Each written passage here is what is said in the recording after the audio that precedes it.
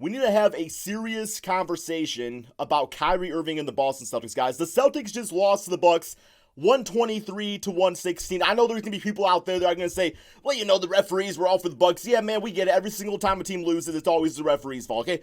No. The issue with this is that, and before you call me a Kyrie Irving hater, look in the background. I got some Kyrie's right back to the man. I think he's one of the best point guards in the NBA. I think he's one of the best point guards of all time. His handles are off the charts, man. But that does not necessarily mean that he's not an issue with the bigger scheme of things with the Boston Celtics, okay? So the issue with this team is that it's not that they don't have an identity. It's that they have so many identities trying to mesh into one. It makes for some really, really, really ugly basketball at times, okay, man? So I think the best way to think about this, and kind of like what works best for the Boston Celtics, you have to look at the past, 1 to 2 seasons. Not this past season with Kyrie, but the season before when he was out for the playoffs. When it was guys like Jason Tatum really coming into his own out there. When it was guys like Jaylen Brown, playing his heart out. When it was guys like Terry Rozier, man, Scary Terry doing his thing. To me, that was the best identity of this team. You look back at it 2 years ago, man, with Isaiah Thomas out there. Yes, Isaiah Thomas was averaging, 30 points per game pretty much. But the thing about him is that he knew how to play with his teammates out there and kind of use them in the offensive advantage. They just really meshed with each other really nicely.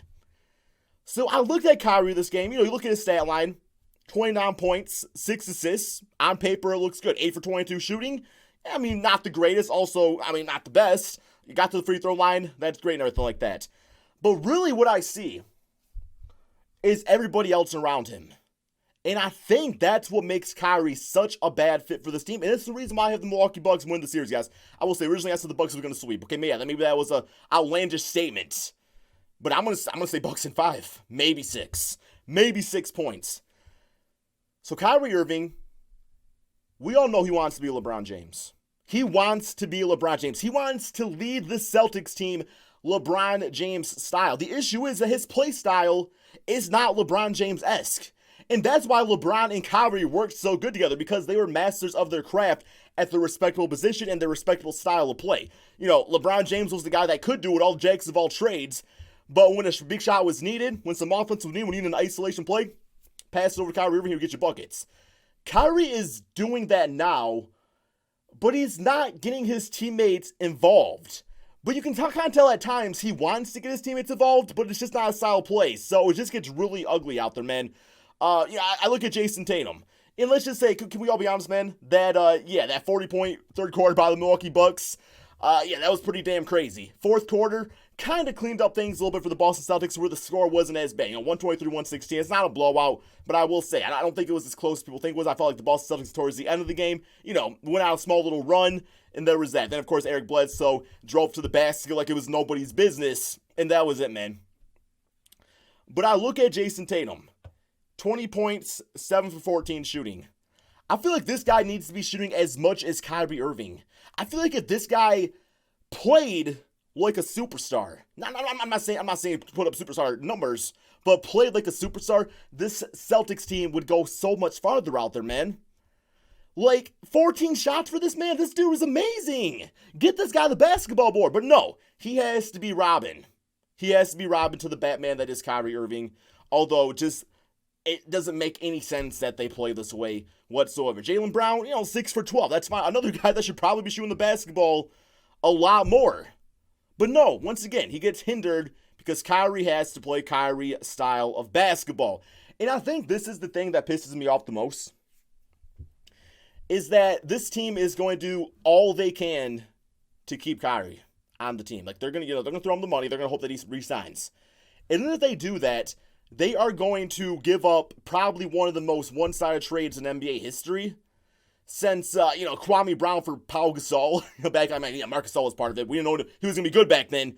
But they're going to give up this big-ass trade, man. They're going to give up, Jason Tatum, Jaylen Brown, whoever else, draft picks, all this stuff to get Anthony Davis to team up with Kyrie Irving. And they're totally going to gut this team out. And then it's going to be Kyrie, AD, and whoever else they can fill it out. And that team's not winning a championship, man. I'm sorry to say. We're in the era of basketball where a good all-around team with team style of basketball is what's going to win you the games, okay?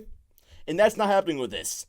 I'm going to say, And not to mention, man, like they're gonna give Jason Tatum, and they're gonna freaking give, like Gordon Hayward out there with his $31 million, give him the starting spot. And I can't believe this.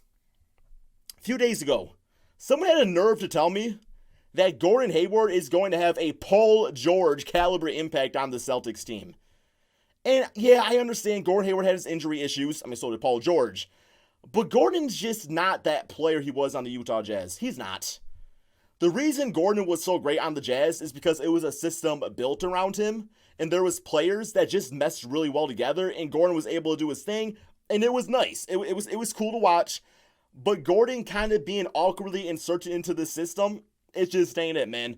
And then not to mention you want to go out there and get Anthony Davis and get Kyrie Irving. Both guys need the ball in their hands, and like Gordon Hayward, he was playing his best basketball when the ball was in his hands. That's not going to happen anymore if you go off and get these guys. It's just not going to happen.